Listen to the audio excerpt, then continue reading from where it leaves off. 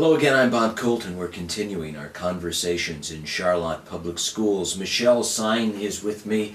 You run the budget, accounting, office, everything financial for the school district. It's not a little thing, is it? It's a big deal. It is. We manage about $30 million in revenue each year, and that's between all of our funds. About $23 million of that is for operations in the district. And then we've been blessed with the Capital Projects Fund by the voters, voted in that bond project. So we're just wrapping up that. And that's kind of a separate fund. It is, absolutely. Talk a little bit about it, because I think people, since they support it, they kind of want to know how that money's used. Absolutely. It's very restricted. It's only used for those items that are included in the bond proposal itself. So it's been all construction, repair, maintenance of existing facilities that we have.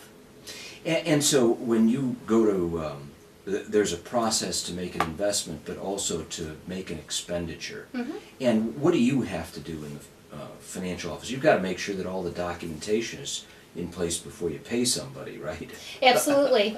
We have, a variety of cross-checks that we do. Purchase order system and invoicing, approvals from administrators, from construction managers and architects, as well as we have a full audit at the end of the project by an outside CPA firm.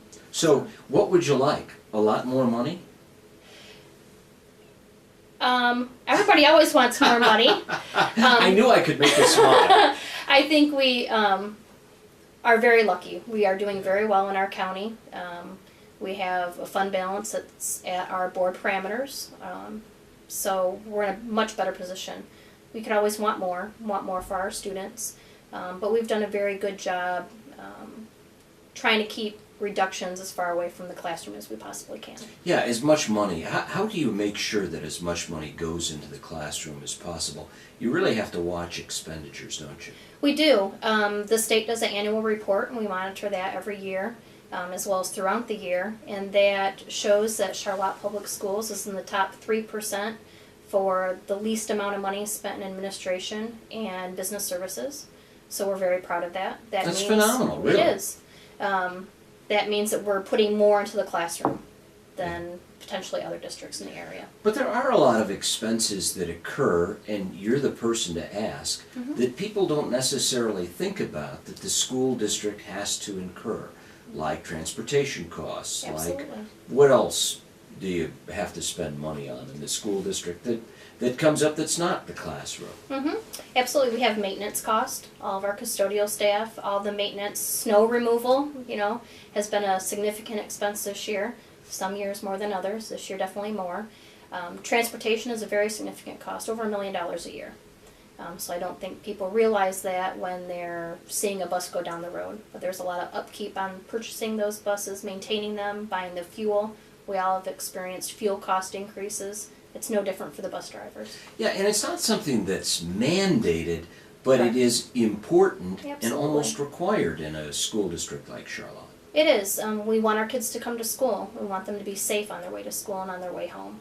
Yeah. And so over time, you've got the investment fund, and then you've got the general fund.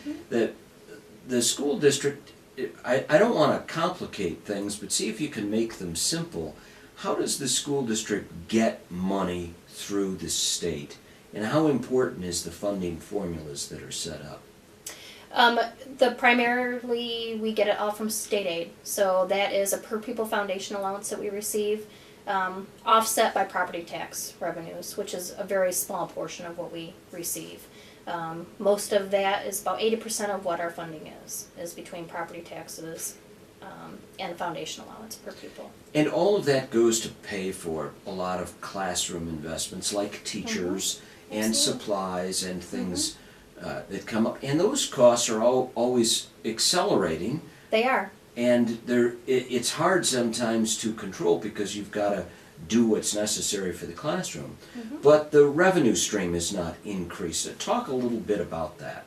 Certainly, we look at a comparison every year of what we're receiving for state aid foundation increases versus consumer price index and state averages across the state, and those graphs are pretty disturbing when we look at those.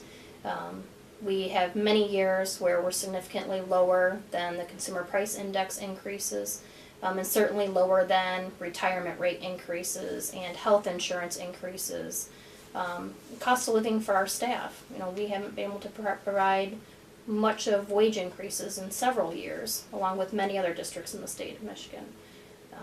Certainly not to keep up with cost of living, unfortunately. So what would your message be to the governor or legislators who handle the investments in education or lack of investments in education? What do you say to them?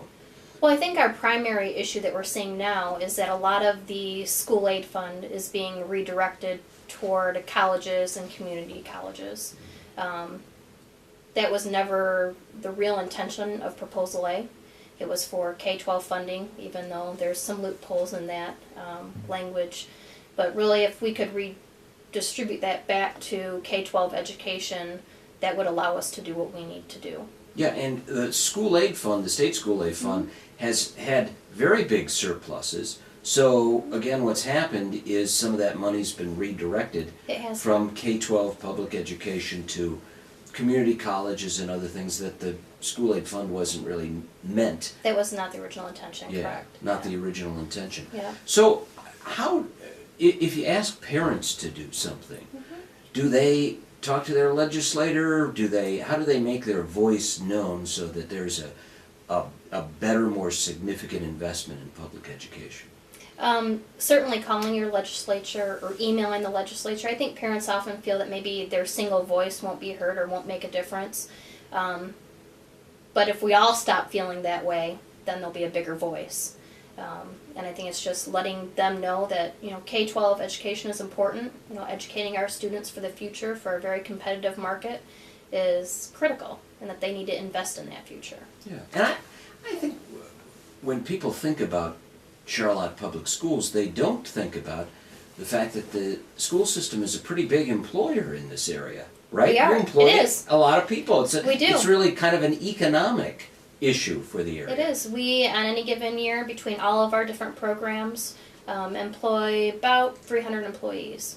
Yeah, and so that's pretty. We're one of the top employers in the city of surrounding Charlotte.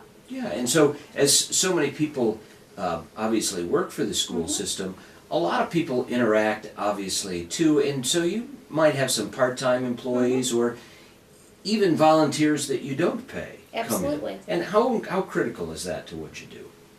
As far as the volunteers? Yeah, I mean, it is important. Those jobs have to be done, and they're making a Absolutely. great contribution. They are. It's very significant. If you go to any of our buildings, we have volunteers in there reading to our students, providing that extra support to students. We have people working at different after-school activities.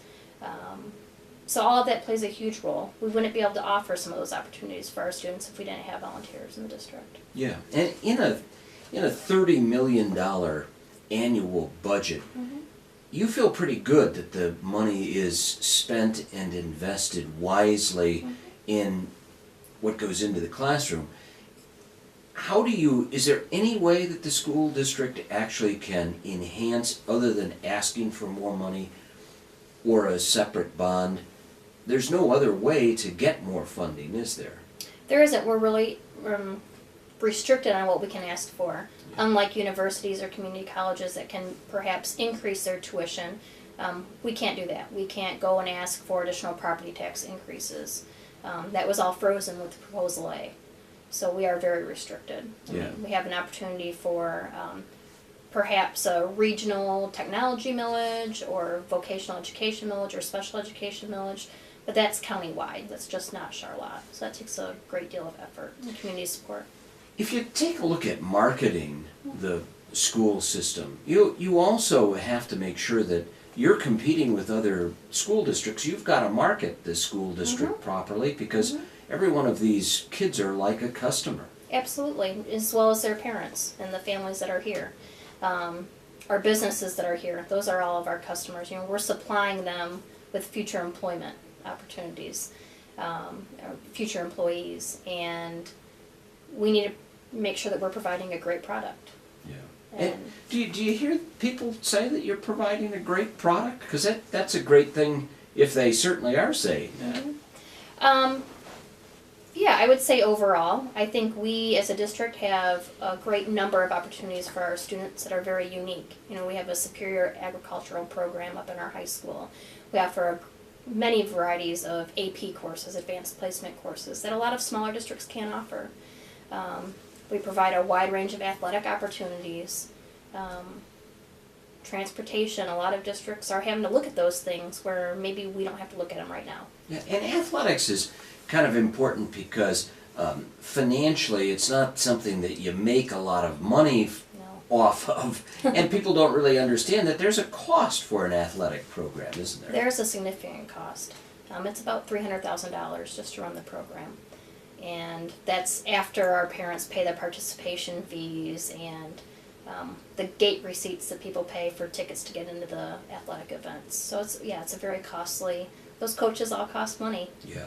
They earn it, certainly, but it's not, it's not part of our main K-12 mission. So there's an additional cost for that. So when you sit down with the numbers, you've got to really make an evaluation with every number that requires an expenditure, what the return on investment's going to be. Absolutely. And we start our budget process about January of every year for the next year. It's about a 6-month process. The board finally adopts the budget in June. So we start by looking at all of our accounts line by line, about 3,000 of them, and seeing what we've historically done and really meeting with all of our administrators for about 2 months on what are the true needs. Do we need a different kind of program? Do we need to do something differently? And then what's that associated cost and what's the benefit? And we do that for just about every line item that we have. And so for every line item, there's a cost, you make an evaluation, there's an assessment by people involved. It must drive you crazy with the changing cost and investment you have to make in technology. You have to do that, don't you? We do. We have an immense amount of technology investment, both with the last 2 bonds that we've had, a lot of technology money, about $3 million in this last technology bond. And then we've been blessed too with some broadband funds that we had for selling some airwaves that the board has set aside for technology funds there. And then we also have, as part of our annual budget process, set aside some of our fund reserves for technology replacement, knowing that we need to replace that sooner or later. These initial purchases need to be maintained. And talk about the process, because I don't think people really think about the public input in a budget process, but there really is. You have board members, you have Absolutely. staff contributing, you have actual budget hearings We do. and everything that are open. So talk a little bit about that. Most of our administrators meet with their staff early on in the budget process to see what those needs are, what type of investments we need to make either in new books or supplies. And then we come together as an administrative group. We have about 8 meetings, potentially, depending on the year, to really hash out as a group of administrators throughout the district on what our needs are as a district. And we give and take. There's a lot of give and take in that process. And then we, have several meetings with our finance subcommittee, which is part of our Board of Education, 3 members. And we review all of the changes, all of the new programs or changes in programs. And then that comes to the board at least 2 or 3 times in the spring before we have a formal budget hearing.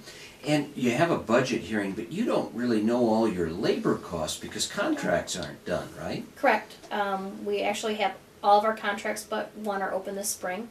So we're just now starting that process. Probably won't start until really March. We don't know that. We don't know our student count in the fall, which is 90% of our revenue for the next year for our foundation allowance. So there are a lot of unknowns. Really at that time we don't really even have a formal state budget approved. So we really don't know our foundation allowance per pupil at that point or what our grant funds might be. It really is a crazy, almost impossible process. It is a moving target. It is. It's a moving target constantly. So you don't know how many students you're going to have, and that fluctuates. You have Absolutely. to have to make an educated estimate on We what you do. think you'll have. We do. We have a professional statistician from MSU that does projected pupil counts for a large number of school districts across the state of Michigan, but we have used him for several years. And he takes into account birth rates and historical trends, We analyze our student flow every month to see who's coming and who's going and where they're going to or coming from, and he uses all of that data that we have as well. Yeah.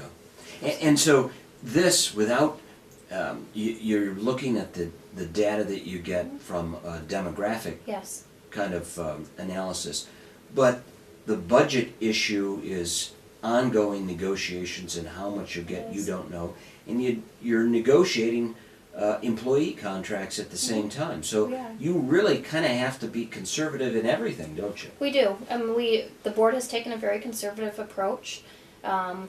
It's much easier to add things on, later in the process if student count's better, or maybe our foundation allowance or grants come in a little better than expected. But we've been relatively close on in the past, and we'll take that conservative approach again this year and hope for the best. Well, do you think the success is because you really have been conservative, or is it just that you're right? You know what you're doing. I think we've taken a conservative approach. We're not always right, Yeah. but I think we work good as a team. I think the Board of Education understands the process overall, and they know that there's always those uncertainties. Just like the snowfall this year, the last few weeks have cost us $40,000 in plowing, and that's pretty significant to our budget. Yeah. So where do you make that up? You don't. It's not like you have a huge slush fund that you can draw We don't. cash from. We don't. Unfortunately, at this point, we're taking some of that from fund balance is what our anticipated is for the end of this year. Yeah. So any kind of reserves that you have set aside that you try to protect, that maybe for credit rating purposes, Absolutely. you have to have a savings account, don't you? We do. There's a whole variety of reasons that we need that. A lot of it's pretty complicated, but bond ratings certainly one of them, especially with these most recent bond issues that we've had. Also loans. We need cash flow loans every year because of the structure of our foundation allowance payments from the state of Michigan. We go a month without any revenue coming in. Same with property taxes. We only get those really 2 times a year.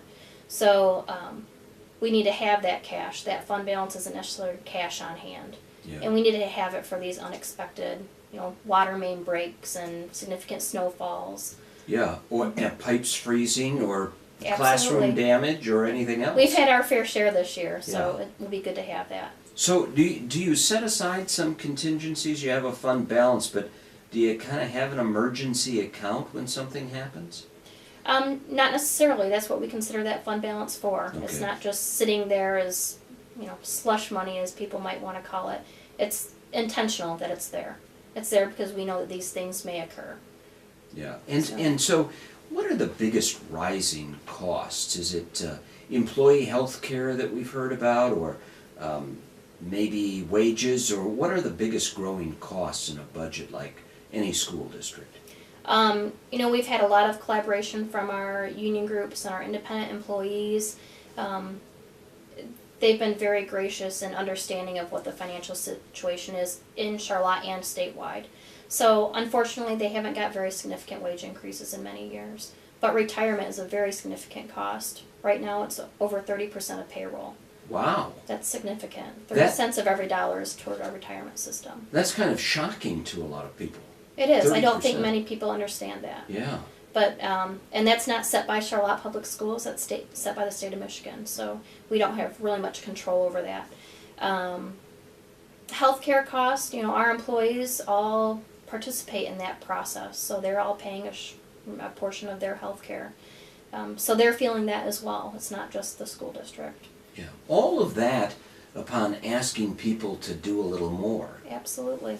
We are. Everybody's, doing a little bit more. We're all trying to raise our test scores and have additional resources in the classroom to support our students, and buying new curriculum as often as we can to support that process. So if you were really successful and people flooded the Charlotte Public Schools, could you handle a lot more kids right now?